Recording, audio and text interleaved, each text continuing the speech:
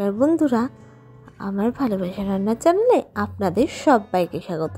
আজকে আমি যে রেসিপিটা নিয়ে এসেছি এটা খুব সহজ সরল এবং খুব চটজলদি একটি স্ন্যাক্স রেসিপি, যেটা আপনারা স্ট্রিট স্ন্যাক্স বলেও জানতে পারেন কিংবা বাড়িতে স্ন্যাক্স হিসেবেও আপনারা খেতে পারেন।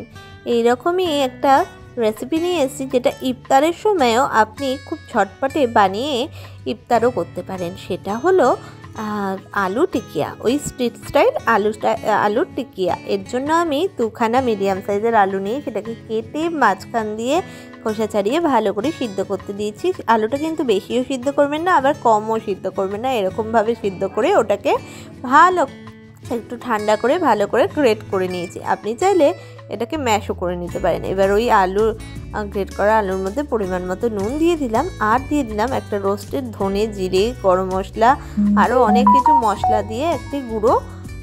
এরপর এর মধ্যে দিয়ে দিলাম পরিমাণ মতো একটুখানি হলো কাশ্মীরি লঙ্কার গুঁড়ো, আর দিয়ে দিলাম একটু এমনি লঙ্কার গুঁড়ো। এই জায়গায় আপনি চিলি ফ্লেক্সও দিতে পারেন। এবার আমি এর মধ্যে দিয়ে দিলাম পরিমাণ মতো একটু চিনি, আর দিয়ে দিলাম এবার পরিমাণ মতো একটুখানি হলো চাট মশলা দিলে জিনিসটা চটপটি হয়। আর এবার এটাকে ভালো করে মাখিয়ে নিচ্ছি যাতে মশলাগুলো আলুর ভিতরে ঢুকে যায়। তো আলুটাকে ভালো করে মশলা ডোয়ের মতো মাখিয়ে নিয়েছি। এবার আমি ওই ডো থেকে ছোট ছোট লেচি আকারে গোল গোল করে নিয়ে এবং হাত দিয়ে ফ্ল্যাট করে এই রকম করে টিকিয়া করে নিয়েছি। এবার ওই টিকিয়াটাকে প্লেটের সাইডে রাউন্ড বাই রাউন্ড করে এইভাবে করে ঘুরিয়ে নিচ্ছি যাতে এই টিকিয়ার একটা সুন্দর আকৃতি চলে আসে। তো করতে করতে আমার টিকিয়া কিন্তু একেবারে তৈরি হয়ে গেছে।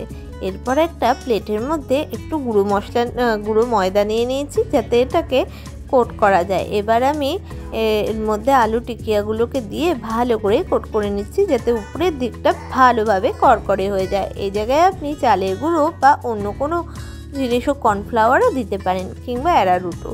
এরপর বাইস্ট্রিজ ময়দাটাকে ঝারিয়ে নিয়ে এটাকে একটা জায়গায় তুলে রাখলাম। দেখুন এই রকম করে কিন্তু করে নিতে হবে। এবার কড়াইতে সাদা তেল গরম করতে দিলাম।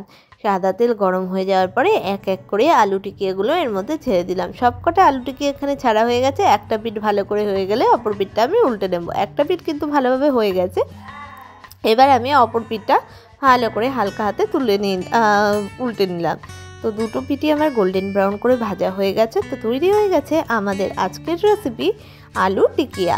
এবার আমি টেস্ট করে দেখছি এটা ঠিক কেমন হয়েছে। এটা জাস্ট ইয়াম হয়েছে। বাইরের দিকটা একেবারে কুড়কুড়ে আর ভিতরের দিকটা তেমনই মশলাদার আর তেমনই সফট। এই রকমই ভালো ভালো রেসিপি দেখতে অবশ্যই আমাদের চ্যানেলটাকে সাবস্ক্রাইব করে পাশে থাকা বেল আইকনটাকে প্রেস করতে ভুলবেন না।